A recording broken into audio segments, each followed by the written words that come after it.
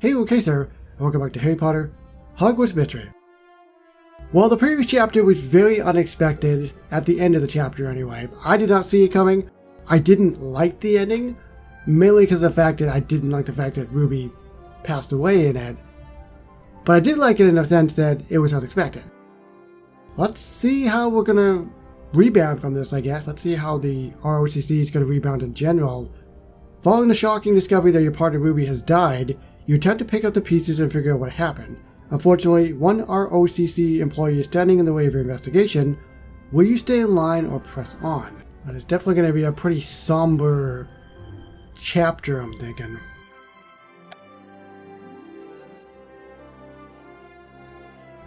Hi, Olivia. Hey, Casey.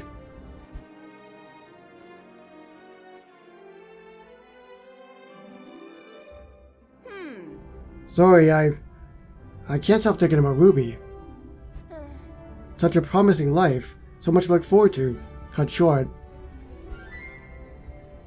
And all due to an accident. She wasn't even supposed to be working that day at the Graphorn attack. It seemed like such a simple undercover security assignment at the art auction. That was so shocking. Those are almost always uneventful.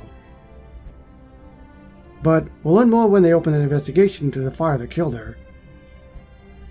I can't imagine what you're going through. How are you feeling about Ruby's death? Hanging in there. I'm a wreck. I would say I'm hanging in there. It's shocking and sad, but I'm hanging in there.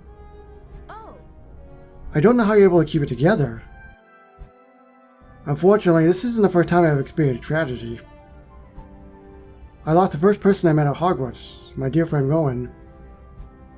And my dad, who's been missing since the battle against R.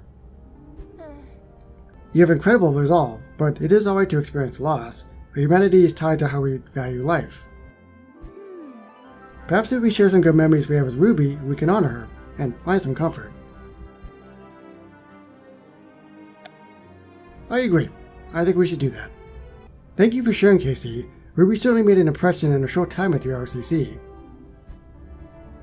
If only she had listened to me when I told her working at the art auction was a bad idea. She should have been home resting after the Graphorn attack. Between figuring out a new job, surviving the Graphorn attack, and now losing Ruby, you're holding on to a lot. Do you have any guilt about what happened to Ruby? Yes, I could have stopped it. No, Ruby made her own decisions. I said everything I could to her. It was advised that she rested, and she did make her own decisions, unfortunately. No, Ruby always made her own decisions. Like the time we were working on our fraudulent check case and she insisted on meeting her informant in the forest. She wouldn't hear otherwise. She certainly marched to beat her own drum. You supported her the best you could. Bottom line is, it was a freak accident. Undercover security detail at an art auction is as low as it gets. And ultimately, you didn't make the final call to let her go to the art gallery auction. That's true, Flum agreed to let her go. I have a feeling that's weighing in on him. You think so? It has to remind him of... Remind him of what? Oh, nothing. Sorry, I'm all over the place today. I can't seem to concentrate. How about you? Will you be able to focus on work? I can focus. I can't possibly focus. Move forward. I can focus. Diving into my work will keep my mind off everything else. Alright, but please don't push yourself too hard. It could lead to mistakes. Check in with Flop and see what's next. I will. Thank you, Olivia.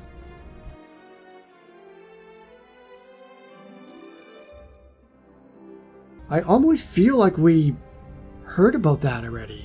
Like someone had passed away or something? I feel like that was brought up already.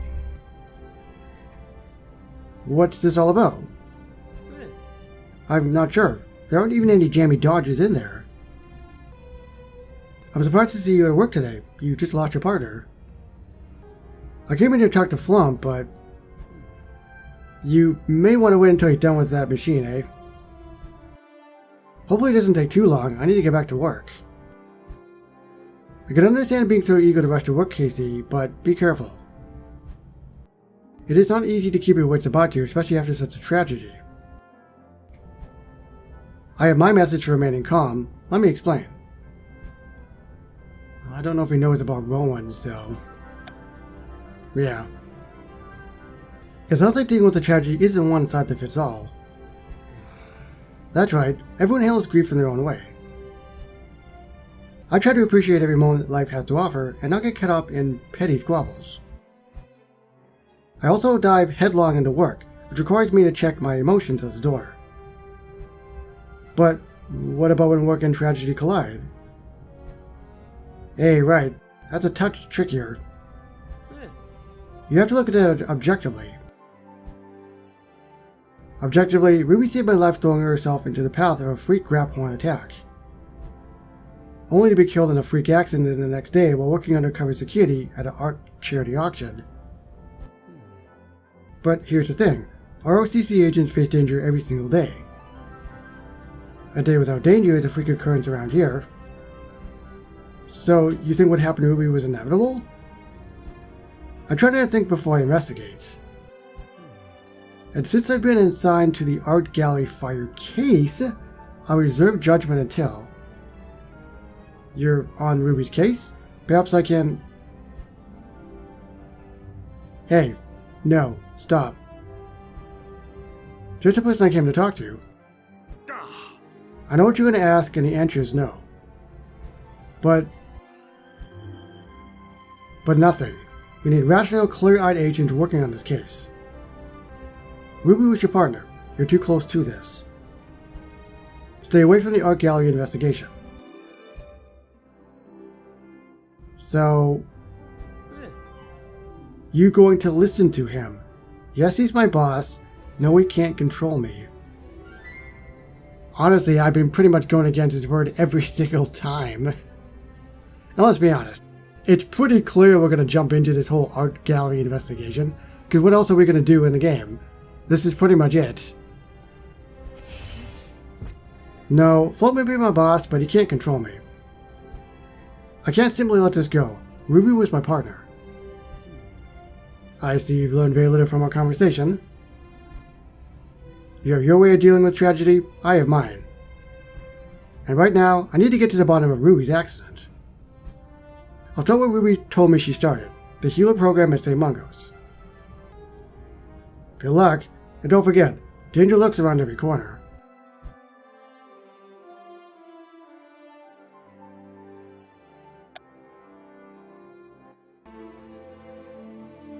Hey Chiara, thanks for meeting me. I'm so sorry to hear about Ruby. I read about it in the Daily Prophet. Thank you.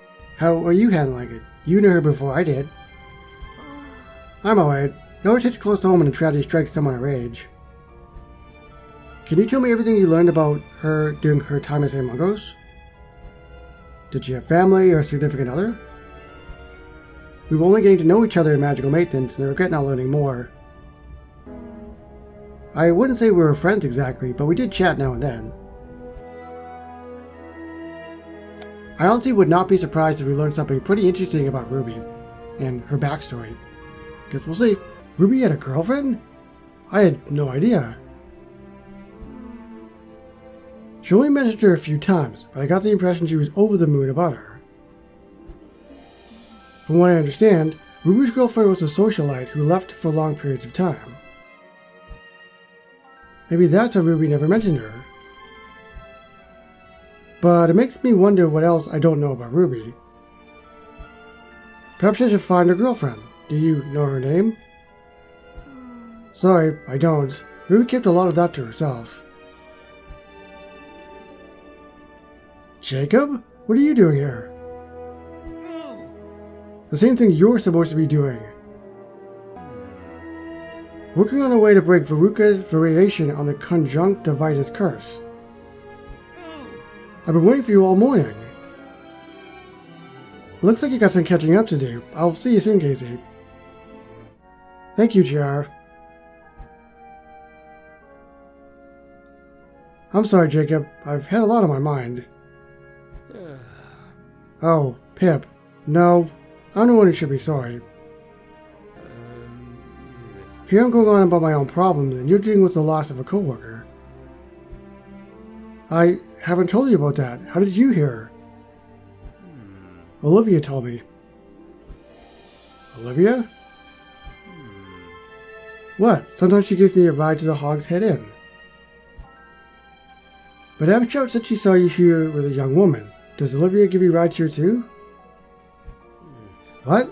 She doesn't drive me everywhere, Pip. Look, it's not important. What's important is you and how you are feeling. Speaking of Olivia, she asked me the same thing.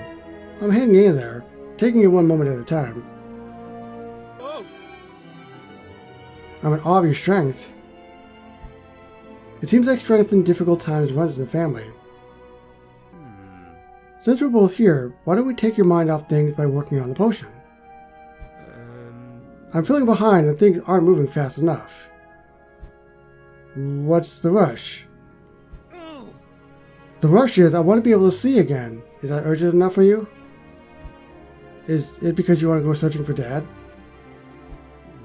No, that's not it. It's just press Jacob, calm Jacob down. Let's calm him down. I'm not trying to upset you, Jacob. I'm trying to understand. If you rush this potion, you could make a mistake. Drinking the wrong potion could worsen your condition, not improve it. You're right, I'm sorry. Thank you for being the level-headed one. Perhaps we should take a step back. Instead of taking dangerous risks on experimental potions, it might be better to see out a potion book. I'd be surprised if there was a book out there the healers hadn't already read. There has to be something. If anyone knows of an obscure potion book, it would be my friend Jay. I'll reach out to him and see if he'll meet us. Brilliant idea. But first, you need to take some time to clear your head. Thanks, Jacob. I'll head back to my flat and let you know what I hear from Jacob.